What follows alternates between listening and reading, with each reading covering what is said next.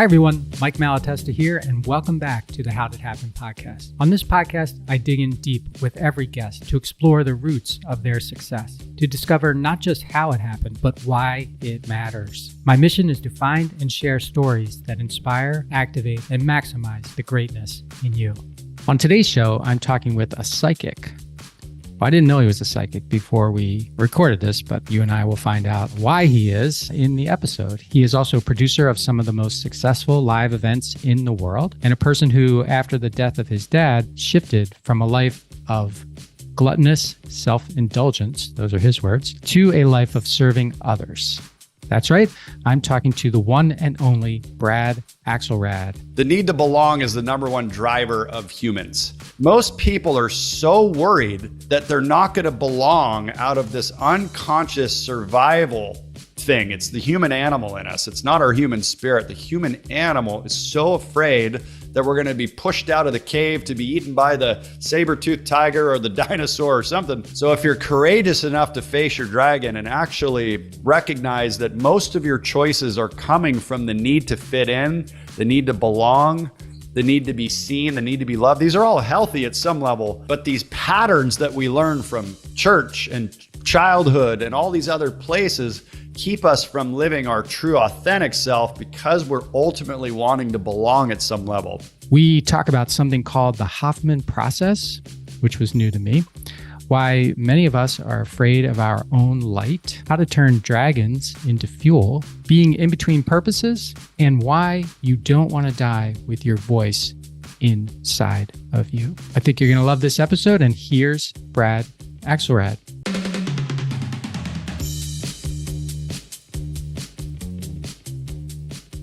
Hello, Brad. Welcome to the How Did It Happen podcast. I'm excited to be here and always curious where this conversation will go. Well, and as am I, because I never know where it's going to go. The guest always takes me where we want to go, at least at the beginning. So, and I expect Nice. The same is going to happen today. So everybody, I gave you a little bit about Brad in the intro, and now I'm going to give you a little bit more. For over a decade, Brad's been an event producer, consultant, strategist, and podcast host, having produced over 150 live events with top business leaders and best-selling authors. I want to make sure we talk about event production because I'm actually in the process of working with a team to produce our very first event. Fantastic. As a consultant and speaker, he utilizes his message to support coaches, visionary entrepreneurs, and consultants by helping them create the business that sets them free to live a life of fulfillment and truth. That's a mission. On his Face Your Dragon podcast, which he may or may not resume, but you got to check it out because quality of the production in this podcast is outstanding. On his Face Your Dragon podcast, Brad interviews celebrity thought leaders and icons, including Don Miguel Ruiz, Ariel Ford, JP Sears, and The Kin, who I'd never heard of before, but they are musicians that were seen on Conan O'Brien and have opened up for Coldplay and Pink. And if you're opening for Pink, yeah, you're well known. So I'm the one that's must be on the outside of the Kin. Well, Coldplay is probably even bigger than Pink. Yeah, maybe. Yeah. So Brad's been featured on numerous media outlets, including NBC Nightly News, PBS Television, LA Times, USC News, CBC News Canada. That's a new one on me too. But anyway, he gets around. He's been around. He's well known. He's Brad Axelrad, RAD, on all the socials, it looks like. And his main website is faceyourdragon.com. Brad, I start every podcast with this question. How did it happen for you? Well, like we were joking about before the show, it's sort of like, what is that it? How did it happen? And what comes to mind and kind of in my intuition and in my heart is really the moment that I chose to be of deep service instead of being sort of a self-indulgent young man living in Southern California, driving the convertible BMW, buying real estate, motorcycles, cars, travel, food, sort of living a gluttonous life at some level. And knowing that something needed to change, that wasn't really serving me anymore, that there was this gnawing, or what I like to say, a feather tickling me. And I'm like, yeah, that's a little uncomfortable. And then, a brick hit me a couple of times, like, wow, I could shake the brick off and I was okay. But the Mack truck came and took me out. And that was my dad's passing pretty suddenly from a brain tumor in 2005. And I lived in Southern California. He lived in Northern California. And so we'd see each other. We'd talk a lot, but we didn't see each other that much. And there was some regret there, of course, when he passed, that I hadn't spent more time with him. And that took a couple years to process. Of course, I'm through it now, but for many years I was in this grieving process. And I remember being on the floor in the hallway. I finally broke down months after he had passed. Like, I was really sad in the beginning. And then I went to this thing called the Hoffman process that we can talk about. And that totally opened me up, and I was full of light and joy. And then the grief set in a couple months later, which can happen. And I thought I had processed it really quickly and thought, oh, I'm through this. But no, this really deep grief came.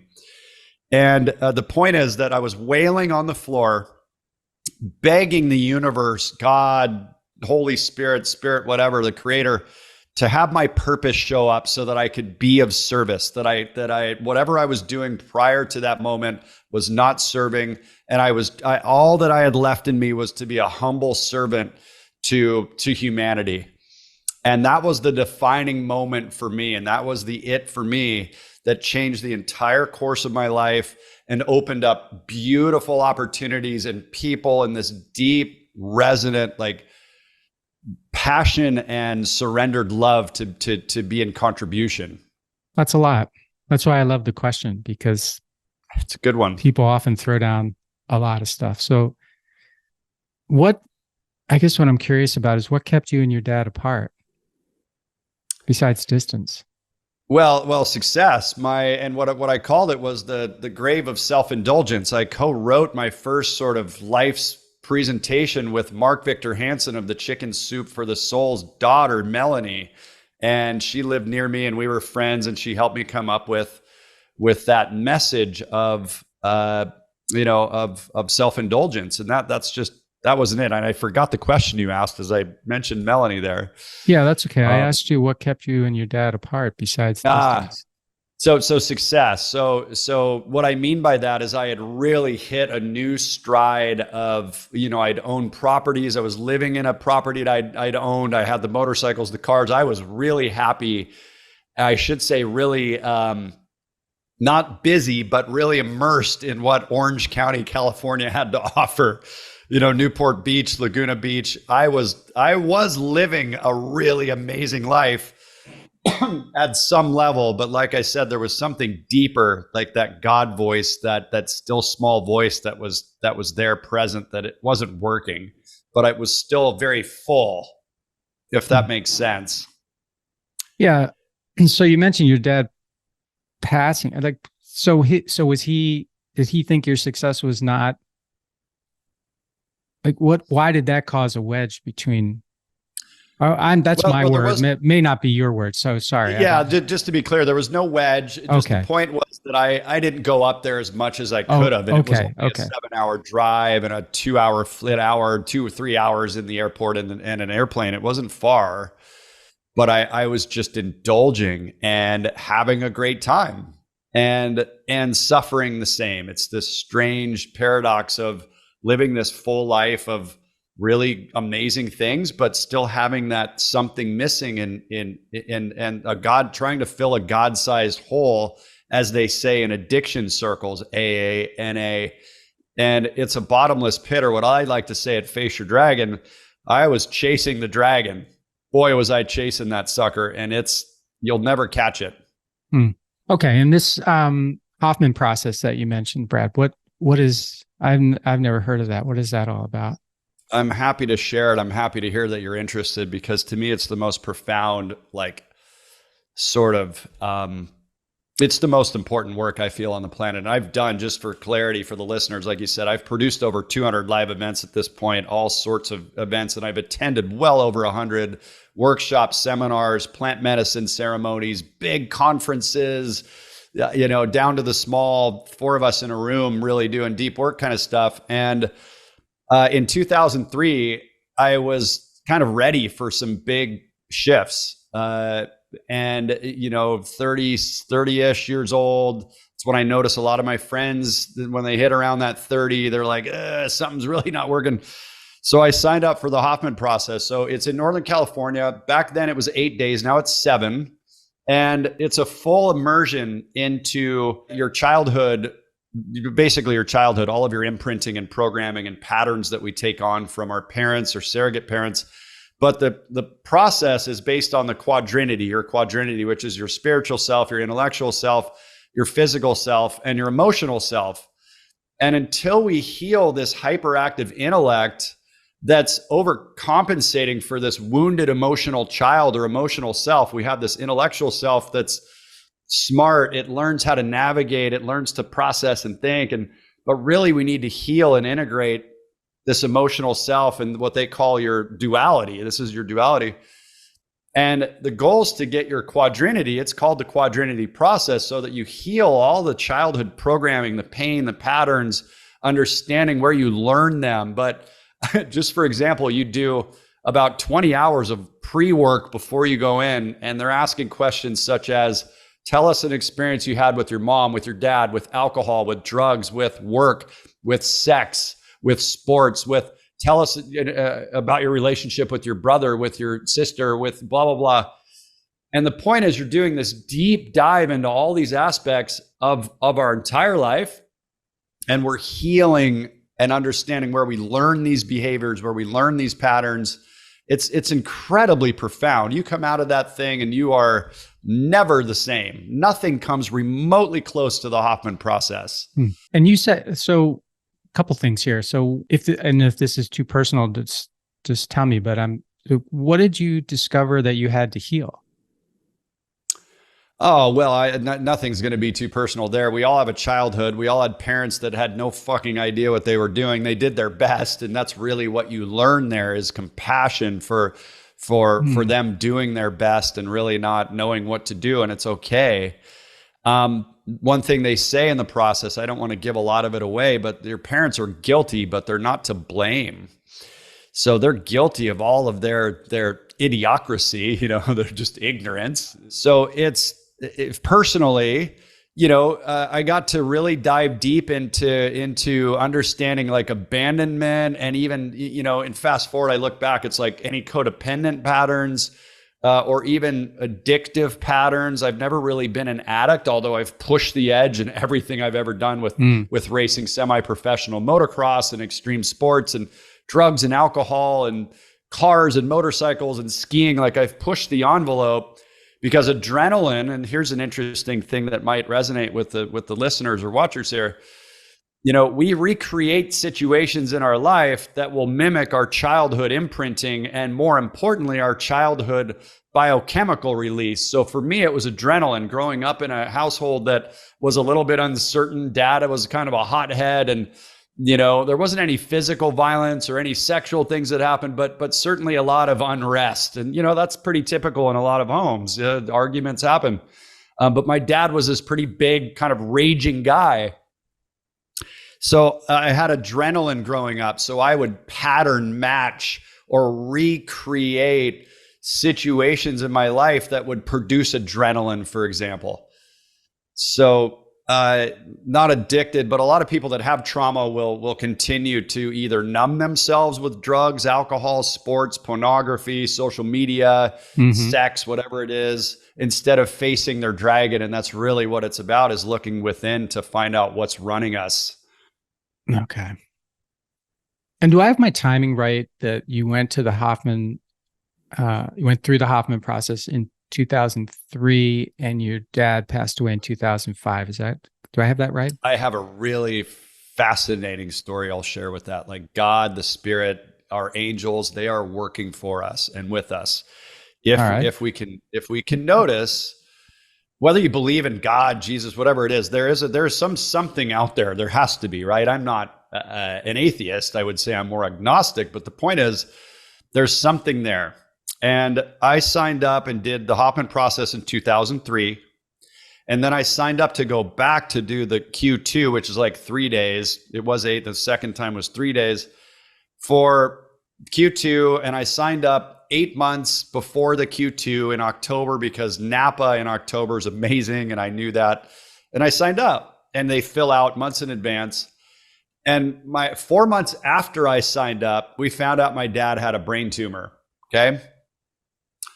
And I'm down in Southern California. He's in Northern California. Hoffman was just an hour above where my dad was. So I went to watch my dad take his last breath, October 19th, 2005.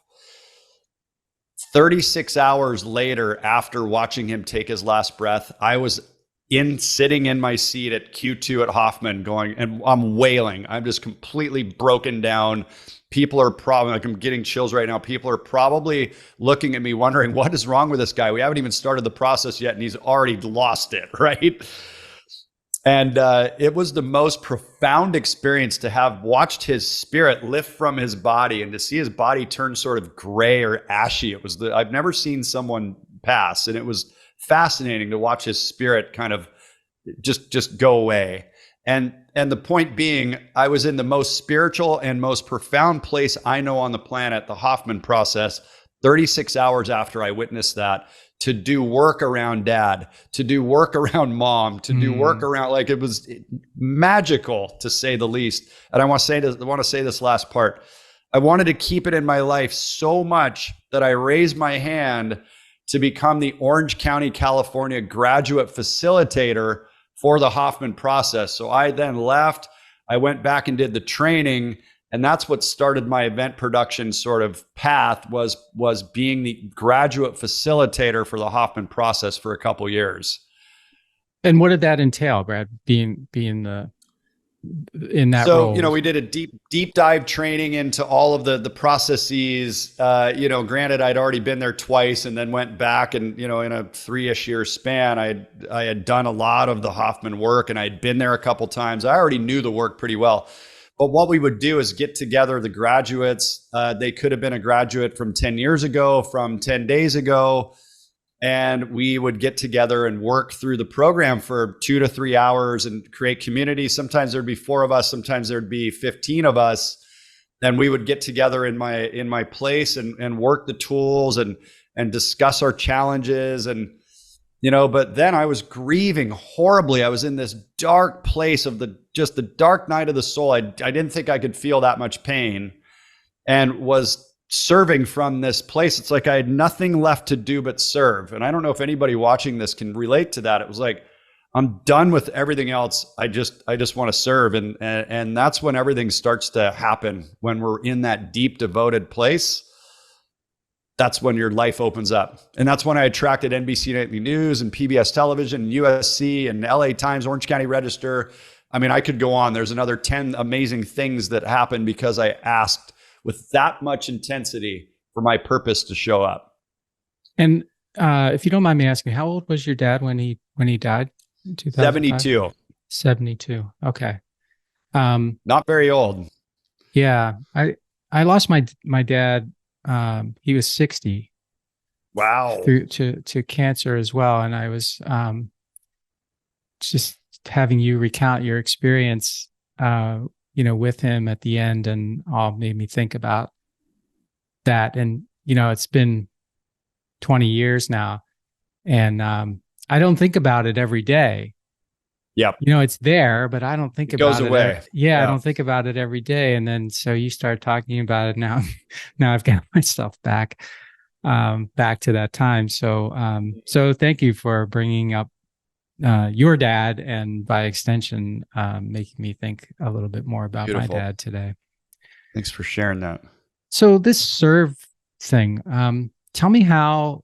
So I get the idea, or I get the idea. It's more of a, what would you call it? It's not a transformation. It's a what that took you from. You sound, when you described who you were before, you sound like a sort of an again, these are just, you sound like people may have perceived you as sort of a selfish kind of something. And so this idea that you need to, abandon or work get through all that and really focus on serving people. So intellectually, I understand that, but what I'm really curious about is how you actually started to take steps to do that, because you said you got all this real estate, you're doing this, you're doing that. How do you start to deconstruct that Brad and create this new Brad?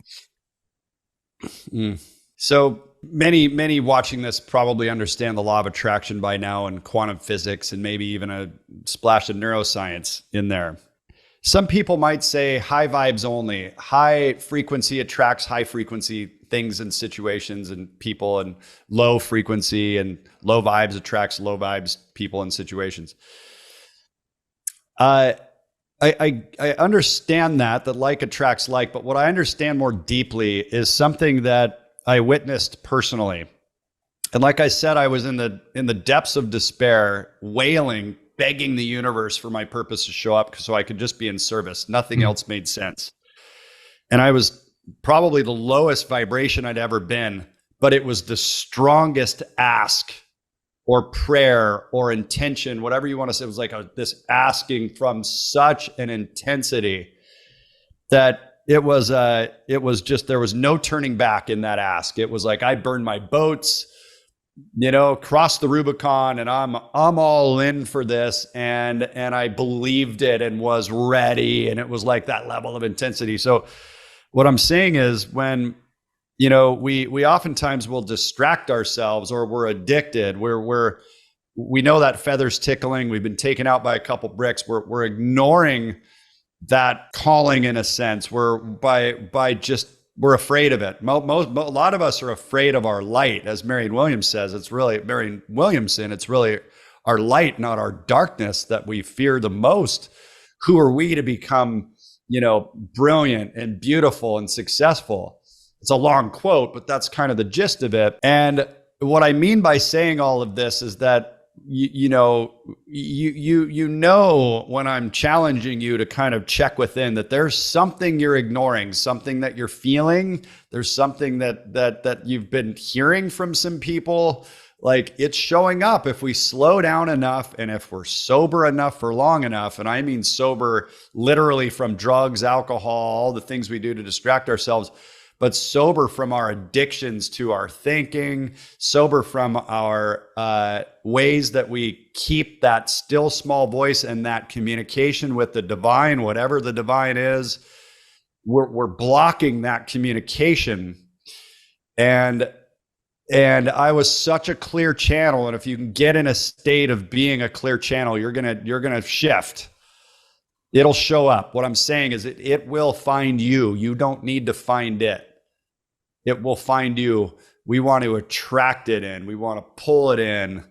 That's the divine purpose versus one that we think we're supposed to do. Okay. So could you explain or describe how that works a little bit more? Because I'm still trying to get to, like, how do you change? How do you change? Yeah. Well, you got to want to change first and foremost, right? Which you clearly wanted to change. You've said that. Yeah. Yes, exactly. So again, most people, I think, live a life of, there's many ways to describe it. It's this low level dissatisfaction that they distract themselves with their kids, their family, drugs, alcohol, sports. And I did it for years. I was avoiding the desire that was deeper. And so change comes when we get honest, and we challenge our cultural programming, our church programming, our school programming, our familial programming, our community programming. Mm-hmm. Anywhere that we are entrained. Well, let me back up. The need to belong is the number one driver of humans. I thought it was the fear of social ostracization, but it's actually, that's the other side of the same coin. So I interviewed John Jaleef. John was the executive director of Jim Carrey's philanthropic organization that he and Jim started. He actually married Jim. and Holly Lauren back in the day. Really fascinating guy. He lives in Newport Beach, and he's been a psychotherapist for 40 years or something. Just an amazing human.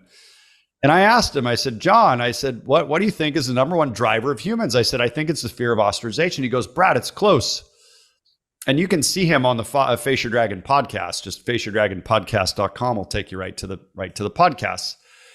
And we had this conversation around that. So what I'm saying is the fear of not belonging or the fear of social ostracization, most people are so worried that they're not going to belong out of this unconscious survival thing. It's the human animal in us. It's not our human spirit. The human animal is so afraid that we're going to be pushed out of the cave to be eaten by the saber-toothed tiger or the dinosaur or something. So if you're courageous enough to face your dragon and actually recognize that most of your choices are coming from the need to fit in, the need to belong, the need to be seen, the need to be loved, these are all healthy at some level, but it's when they become unhealthy, like Don Miguel Ruiz said on Face Your Dragon podcast #1, fear is completely normal. It's when it becomes irrational that it's a problem. So all these things are normal. It's okay to belong. It's okay. Of course you want to be heard. Of course you want to be seen.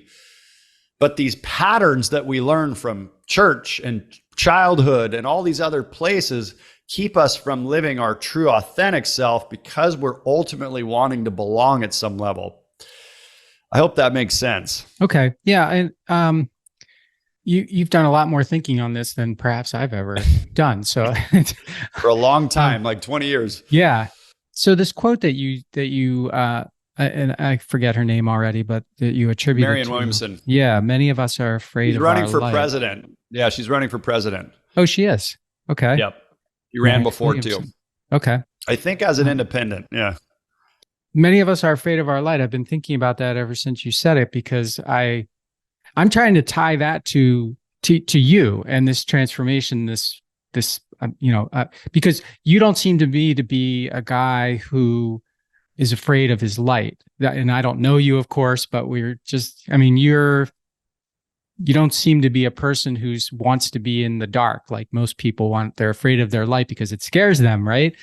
But you found new light. Right? Is that, I guess I'm well just, said. Yeah. Is that a good way to say it? That's what I'm. Yeah, well, it's well said. It's the other side of the same coin though. Like the fear of success, the fear of failure. But, I did a fear of success summit with one of the biggest marketers for years. The guy's done probably 600 million in sales as a marketing guy, Alex Mendozian. And we did a fear of success summit. So a lot of us, I have the 5 dragons: imposter, scarcity, value, unheard, and critics.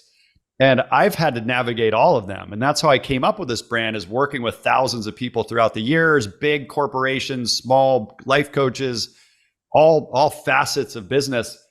Excuse me. And I found that, as we navigate these dragons, I still have them. Just to be honest, my biggest fear is the fear of public speaking, and you would never know that. I'm still petrified when I get on stage. Not always, but sometimes I just have this adrenaline response, and it's like it's the greatest fear above dying. It's the biggest fear out there.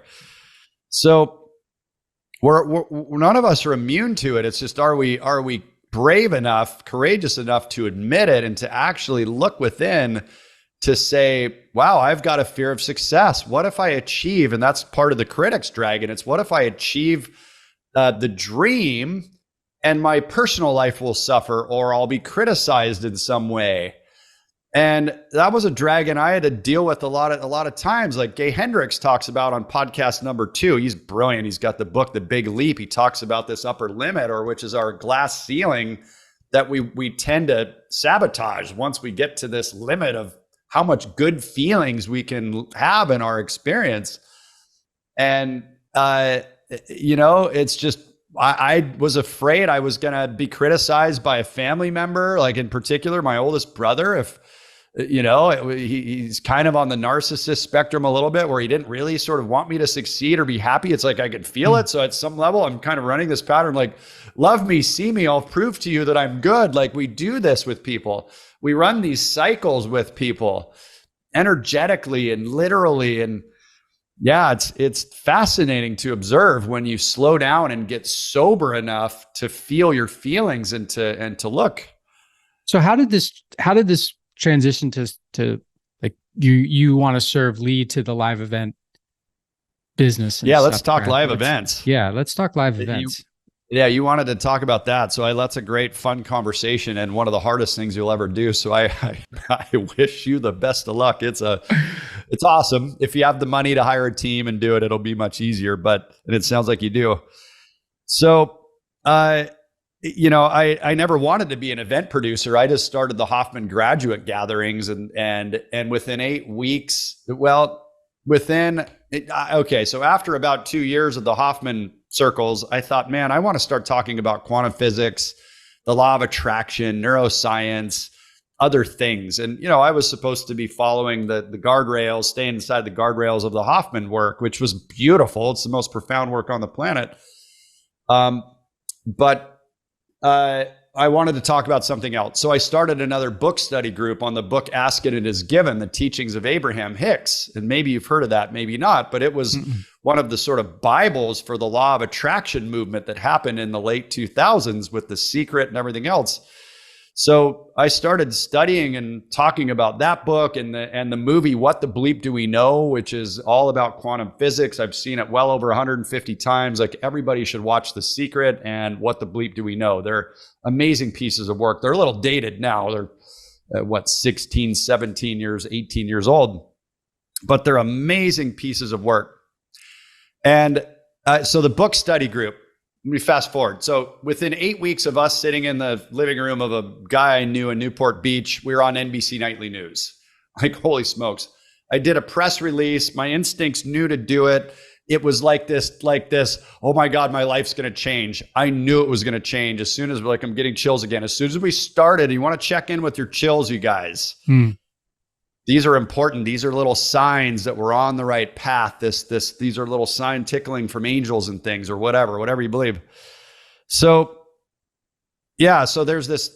I started producing events. I mean, within 8 weeks, we're on NBC Nightly News. All these people started coming to the events, and then a couple of weeks after that, maybe a month later, we had the grand opening because we outgrew the space. We had 200 people at this conference center. I had a catered raw food and an opera singer, and my friend that was a mentor and still is. He was on my board of advisors for 10 years.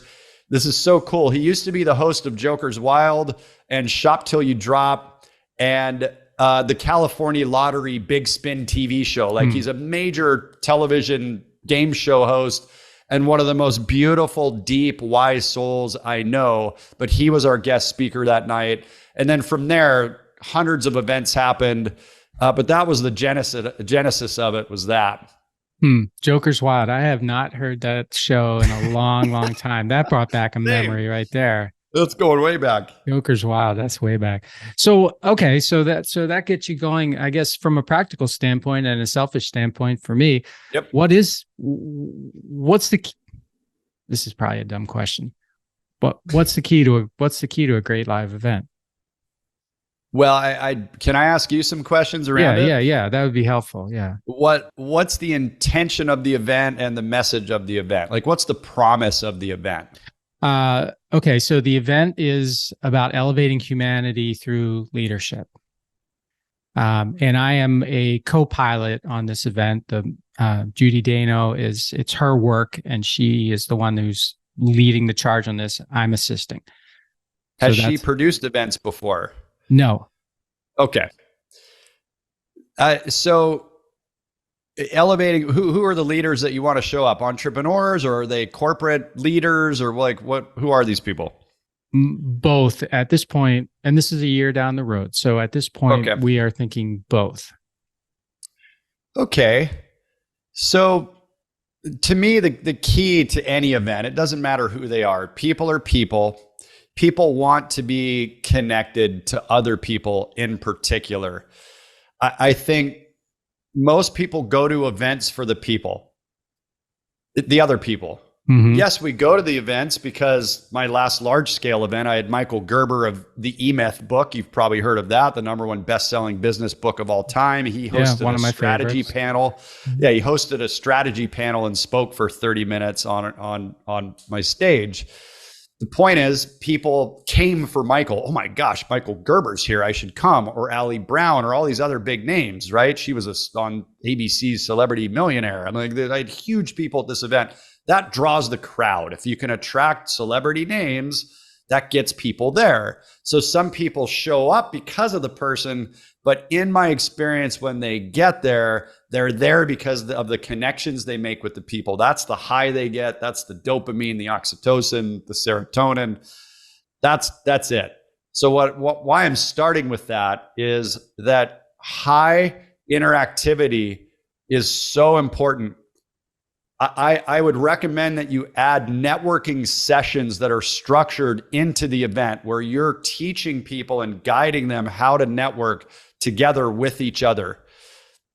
Obviously, you're there to try to sell something at the event, and you can do that if you're providing this amazing container and you're adding tons of value to them.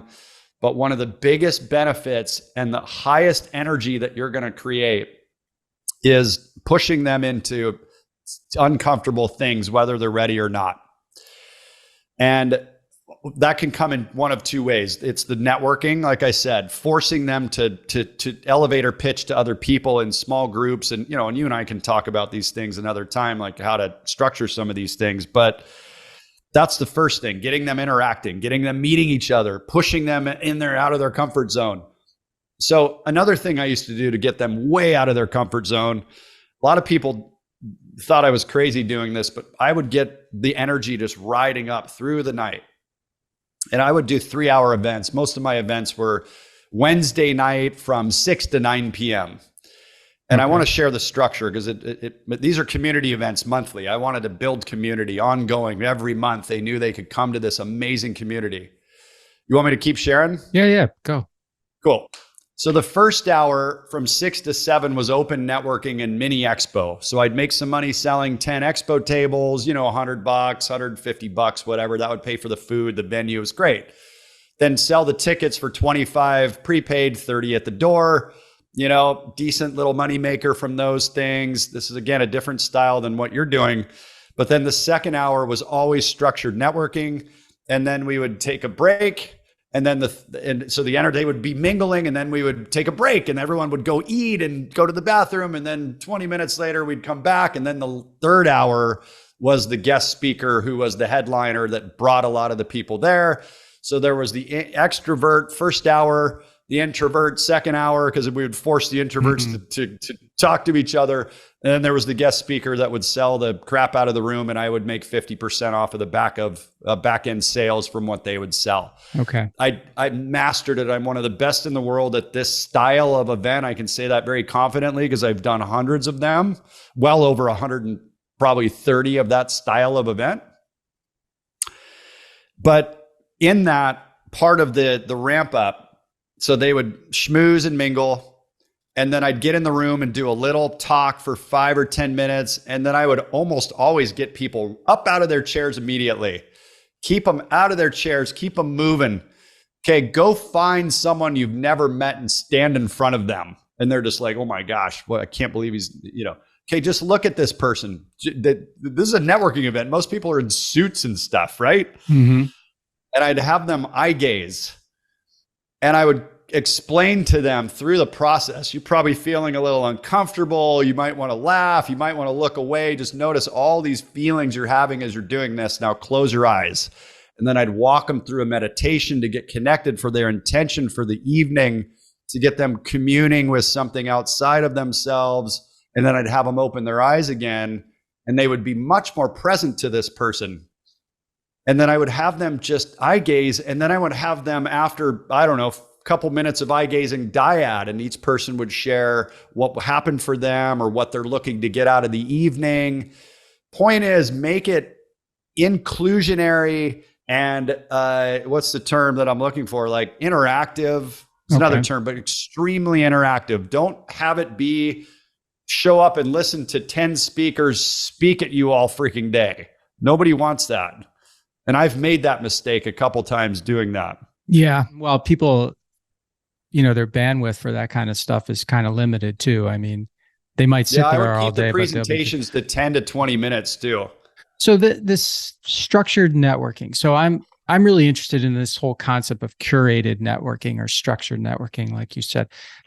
Because networking is kind of like public speaking for a lot of people. It's a little scary. Some people think it's a little phony. Some people think they're above it. Some people think they're below it. It's just a hard thing. But what are some tips that you could give us about how to do curated or structured networking that kind of gets past those things that unstructured networking wouldn't? Like you said, the extroverts are out there in the unstructured network, and everybody else is kind of on the sidelines, hoping nobody comes up to them and says anything. Exactly. How do you recommend doing that? Well, it's like a high school dance, right? There was the cool kids that are dancing, and everyone else is standing around. All the nerds or whatever. Standing. The shy people like myself at some level would stand around the outside, depending on how much Keystone Light I drank or Coors Light or something. But yeah, so I like sober events. I don't like alcohol to be there. That's just my opinion. I'd rather people to be really present and not on any substance. That was the first thing. But the structured networking, it looks like this. It looks like you coach them a little bit on their elevator pitch, for lack of better terms. What's your one-line statement? But the difference between just going and vomiting on somebody who you are and what you're trying to take from them is that you would present it in a way that it's like, I'm Brad Axelrad. I work with coaches, consultants, and entrepreneurs to build a business that sets them free, that's purposeful and playful. And I do that by helping them get on podcasts and build their other business. But what I'm looking for next is an introduction to someone that can put me on stage in front of 100 people, 100 entrepreneurs. Who do you know?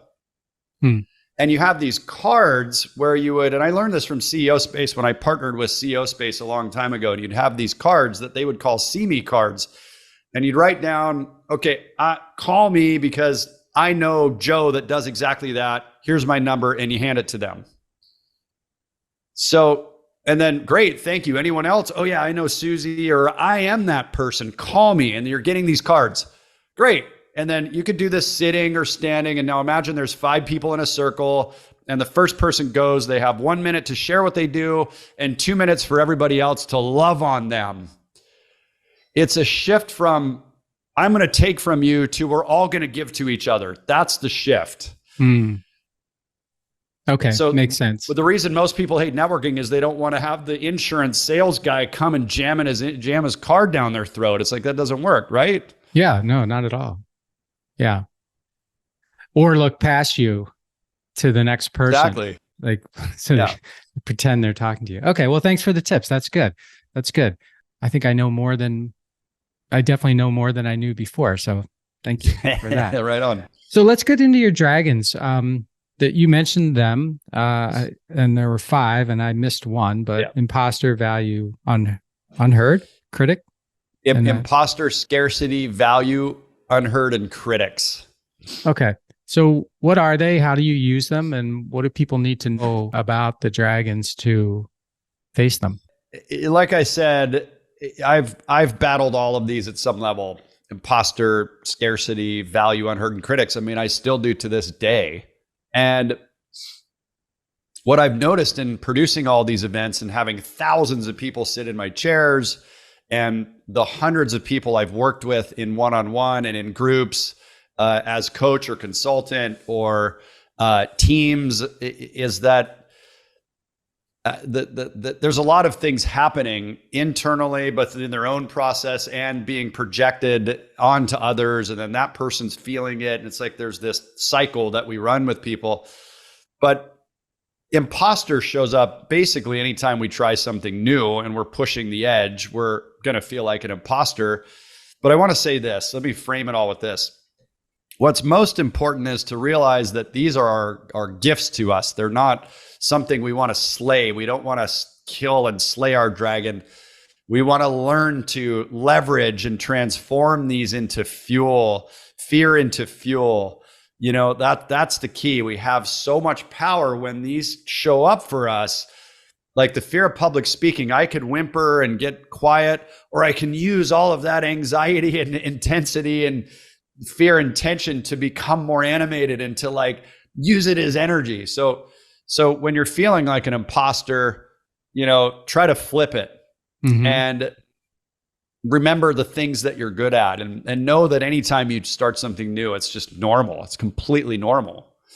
It's okay to feel these feelings too. I want to give you permission to feel them. And that's the first thing, is to be like, okay, I'm feeling like an imposter. Learn to love that aspect about yourself. And when we learn to love it and love our fear, what we resist persists. It goes away. Okay. And so your process of working with people is taking them through these 5 dragons, not to slay them, but to acknowledge them, they're real, acknowledge the reality of them, and then work to really, I guess, become confident with them, so that you're acknowledging that they're real, but then that's how you get the fuel out of them. Like you transform what you think is a weakness into a strength. That's exactly it. I mean, think about How to Train Your Dragon or Avatar. They're afraid of this big fire-breathing dragon, their shadow, this big thing. And then once they become friends with it, they've got this huge dragon they get to ride and soar around. Yeah. And it's a magical, mystical experience, right? Okay. Thank you for that. When I listened to your podcast, which was the first one, you were living in Costa Rica. Now you told me this morning that you're in Mexico. We know that you were in California, Southern California. Yep. And maybe there have been other places. I'm curious about what's guiding you to where you end up. That was such a great question. The short answer is I hate the cold. So I'd rather live somewhere warm in the winter in particular. Look,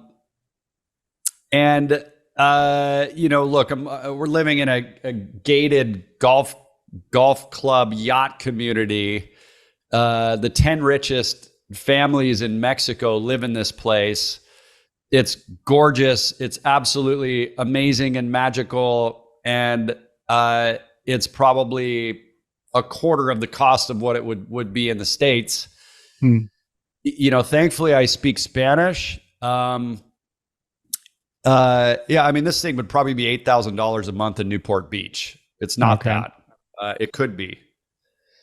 So that's the short answer. The long answer is I like pushing the edge to get out of my comfort zone, so I can grow, so I can expand, so I can experience new cultures, new languages, new food, new stomach-borne illnesses, which happens. I say that jokingly, but oh God, I've just been clobbered a couple times. I've got it worked out now. Yeah, that's it. To try new things, because I tried a lot of other things, and I challenge people to, what I say, the hashtags I use are face your dragon, take the leap, break free. So looking inside, finding, facing, and using your fear is what I like to say, but find your fear, face your fear, and then jump. And so many of us stay stuck because we're comfortable, we're safe, or what Bob Proctor says, people hit their terror barrier and they go right back into bondage because it's safe there. So they think, I don't want to live that way. I've always tried to push through that terror barrier and be absolutely mortified so I can live a life of freedom and truth. So I challenge people to do that. Okay. Yeah, that's beautiful. There's a quote on your website. It says, "There's no worse a life lived than one where we die with our voice still inside us." Mm-hmm. And I wanted to get, before we end here today, I wanted to get your take on what that means. Well, watching my dad pass and noticing that he suffered a life of quiet and not always quiet desperation for a long time, I swore that I would find my voice. And that doesn't just mean speaking. It's like finding your power. It's like, it's tapping into your dharma. It's getting out of the way to find what you were meant to do here and stepping in fully. But in particular, the voice with my dad was, he's gifted just like I am. I'm clairsentient. I'm a high empath. I'm psychic. I can feel and sense things. And he had it too, but he didn't know what it was. And it tortured him at some level. And I hated seeing him tortured by this thing. Once I knew I had something too. I'm like, I'm not normal. Something's a little bit unique here. And my nephew has it. And I can see it's like, and a lot of us have really high intuition, or we're clairsentient or clairaudient or clairvoyant or claircognizant. But the point is, he died with his voice still in him. He never found his passion, his purpose. And it was painful. It's painful to watch. I just beg you, if you're watching or listening to this, that you get the courage to step up and face your dragon and do whatever is necessary to not live a life of quiet desperation. Most people, like I said, when they're in that state, will be heavily into sports or alcohol or drugs or something distracting themselves from that still small voice that wants to be seen and heard and opened up. Thanks for explaining that to us, because I wasn't sure what it meant, but like, it's sort of like the Hoffman process. Go right back to, your childhood, and you took this right back to your dad, which I wasn't expecting. So that was cool. Yeah, that was nice. So Brad, before we go, is there anything that I have not asked you about, or that you'd like to share with the audience that I should have asked you, perhaps? I feel like I've shared quite a bit, but what I've noticed in myself recently is we sometimes get in between purposes. I think of David Data, and he's got a great book called The Way of the Superior Man. It doesn't mean superior like inferior. It just means living a superior life. Brilliant material. And there's one thing, I read that book probably 15 years ago and led a men's community around that for several years around his work. And there's something he talks about in there, and it's not just men that experience this, but purposeful women too, that there comes a moment where we might be in between purposes and we're not sure. And I'm kind of just coming out of that. There was a couple months there where I was like, man, I know I'm going to get on a lot of podcasts, and I've been on, 12 podcasts in the last 3 weeks here, maybe 4 weeks. And I've got another 10 lined up. Like, I knew I wanted to start really sharing my message again. Like, there's this feeling of, if I don't share it, I'm going to burst. I remember Jason Silva saying that. He used to have a Nat Geo thing. He's a brilliant pontificator on Instagram and Facebook. Go follow Jason Silva. He's one of the most brilliant humans on the planet. But he shared how he would feel like he's going to burst if he doesn't get his message out. And the reason I'm saying that is I was in between purposes for a while, and I have found my purpose again. And it feels really good. And that was it's teaching people how to share their voice. Like, I had always done that. I helped them face their fear. I helped them produce events or create a podcast or build a coaching business. But what's gotten really clear is that I'm loving being on all these podcasts. I'm enjoying this so much today with you, your questions. I'm able to share. I'm able to heal as I'm sharing. I'm helping others heal. It's a beautiful synergistic thing. But I'm wanting to help people get on podcasts, and I found a great way to do that. So I just am launching the new program that feels really good and in alignment with all of my life's work, and it's getmeonpodcast.com. Just super clear messaging, and so I hope that makes sense, that piece of being in the limbo is really uncomfortable, and just know and trust that on the other side of that, your purpose is going to show up, especially if you're asking. Got it. Appreciate that. And love the URL, getmeonpodcast.com. That is, you've done some good work there, my friend. Very nice. It's thank you. It says what it says. It says what it is. It's like a perfect thing. Tell me what it is. Yes, this is exactly. I don't even need to tell somebody what it is. I just tell them the domain, and they're like, "Oh, yeah. Okay." Well, that's what I meant. As soon as you say it, it's great. Like, duh, yeah, that's exactly. Yeah. Okay. Well, Brad, this has been a really great conversation. Thank you for joining me from your abode in Mexico, and for sharing so much of your life and your story with me and with us today. It's been really, really cool. Thank you. Thank you, man. It was truly my honor. I'm just blessed to be able to do this. So thank you.